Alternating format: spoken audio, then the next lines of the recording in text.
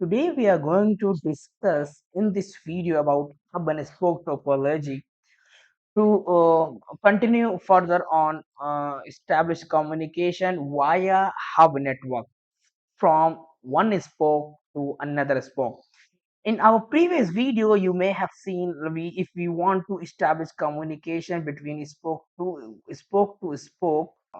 must have something in the hub vnet that has a crowding capability to take decision whether to forward or not to forward a packet that we will be receiving from these spokes.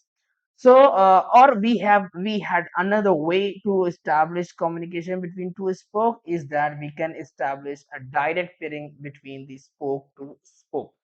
So that is not a good way or appropriate way to establish communication between spokes by creating another pairing between spokes. It is we can use this method, but it in this method it will be very hard to monitor or inspect traffic between spokes. Okay, or apply some security methods on the traffic that we want to apply if we want to communicate between want to establish communication between spokes. So what I have done here to do it, we have one resource that we can deploy that is known as NVA.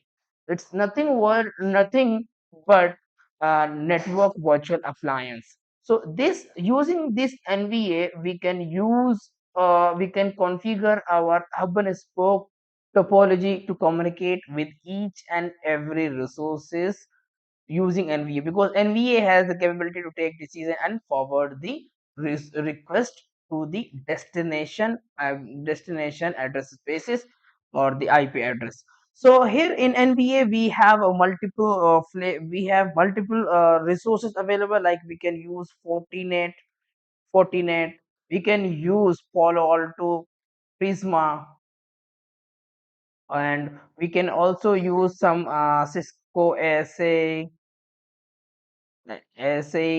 or some Cisco image to deploy on our NVA. And here in our scenario, I have deployed an Azure Firewall to take decision and forward request from hub network to the spoke VNet.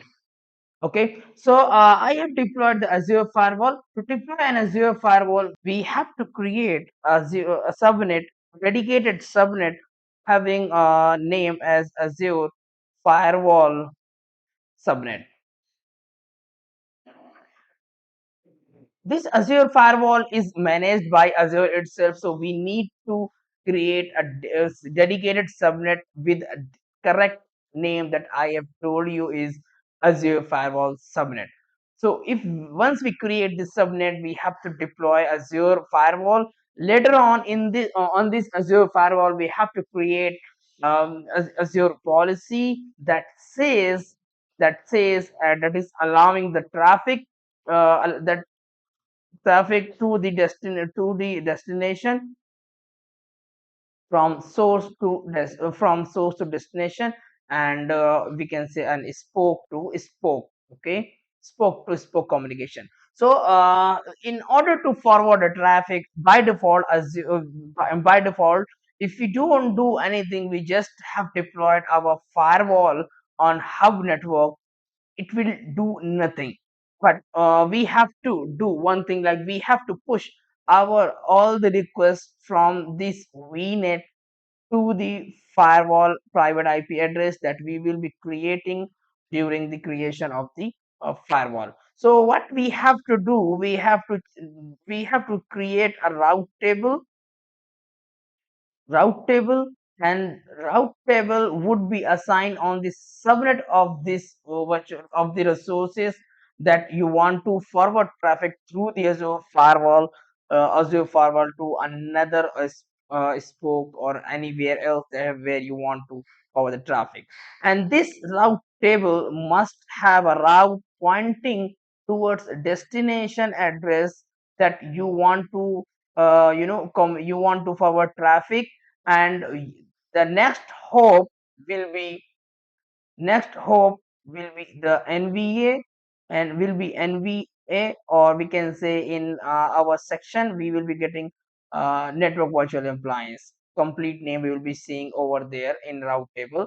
And in next hop section, we have to mention an IP address, whatever the IP address that we can have of the Azure firewall.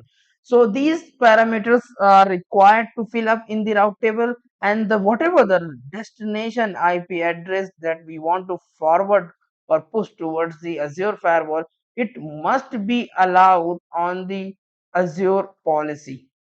Once the policy is created and the all the source and destination IP addresses and the request that we will be forwarding to the Azure firewall or the Azure firewall is receiving, it will be forwarding all the requests to the back to the destination.